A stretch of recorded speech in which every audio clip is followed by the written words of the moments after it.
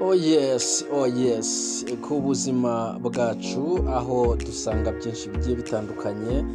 Ku mibiri yacu harimo ibice bigiye bitandukanye kandi ukaba ariho wasanga ubuzima butandukanye bw'abantu. Ngiye nkavuga nk'abantu bikinisha. Uyu mwanya niho ngira ngo mbaganirize ku kibazo cyangwa se ingeso itari nziza yugarije abantu bagiye batandukanye. Sobanukirwa n'ingeso iyo kamye benshi yo kwikinisha, umenye nuko wayicikaho. Kwikinisha ni ikibazo cyugarije abantu benshi batandukanye, baba urubyiruko ndetse n'abakuze. Bikaba bigira ingaruka nyinshi ku buzima bw'umuntu. Aha twavugamo nko kutabyara, kunanirwa gutera akabariro ku bashakanye, ndetse bigateza n'amakimbirane mu miryango. Hari n'abo biviramo ubundi burwayi butandukanye. Ese wari uzi ko icyo wakoresha uhangana n'ingaruka zo kwikinisha? Ese kwikinisha ni iki? Kwikinisha, iki gikorwa cyo kwikinisha igitsina gikorwa umuntu agamije kugera ku byishimo bye bya nyuma. Bikaba bikunze kubaho umuntu ari wenyine. Bishobora kuba igitsina gore cyangwa igitsina gabo. Bitangira mu gihe umwana akiri muto, hamwe atangira kujya akinisha igitsina cye gusa nta yindi ntego aba afite. Ndetse n'abubatse hari igihe ingeso ibokama ntibacikeho. Ese bikorwa bite? Akenshi ku bagabo bifashisha ikiganza runaka, agapfumbata igitsina cye akajya akubaho, azamura, amanura kugeza asohora.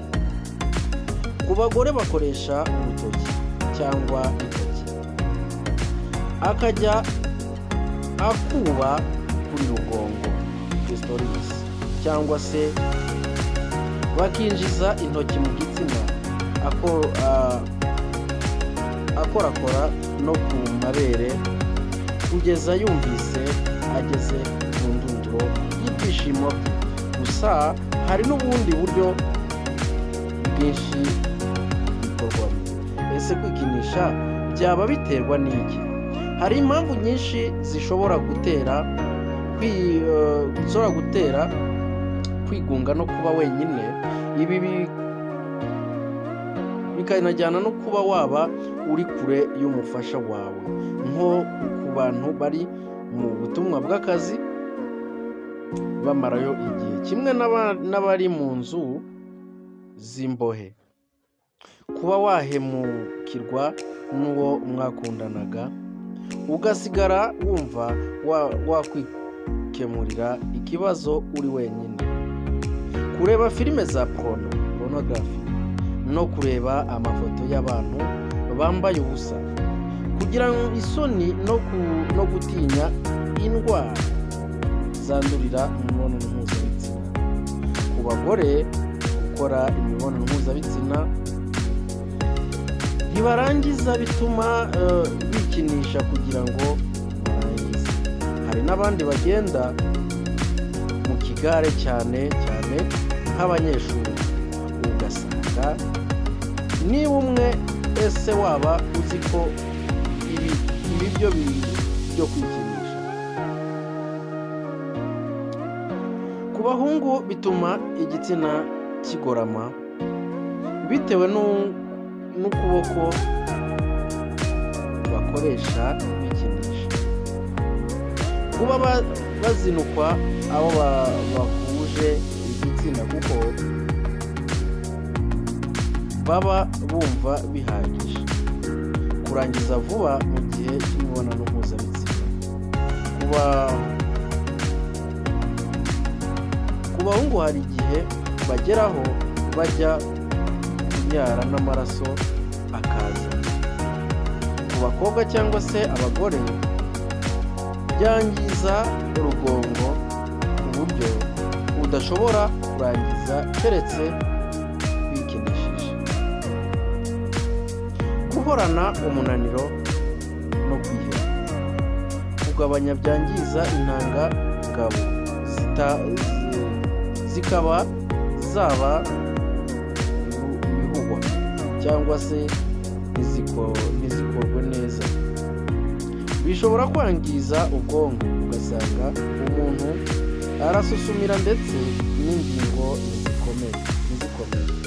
Bishobora gutuma umutima utera nabi. Byangiza udutsi two mu bwonko, ukaba waba umuntu uhubuka utazi gufata ibyemezo. Bishobora gutera ubugumba ku bagabo. Bitera gusaza imburagihe. Bitera kubabara umugongo. Ese wabicikaho ute? Dore hano inama rero. Mbere na mbere banza wumve ko kwikinisha ari bibi kandi wiyemeje kubireka. Irinde kuba uri wenyine igihe kinini. Reka kureba filimi za porunogarafi ndetse n'amafoto y'abakobwa bambaye ubusa. Gerageza gushaka ikintu uhugiraho nko gukora siporo, guhimba indirimbo, gushushanya.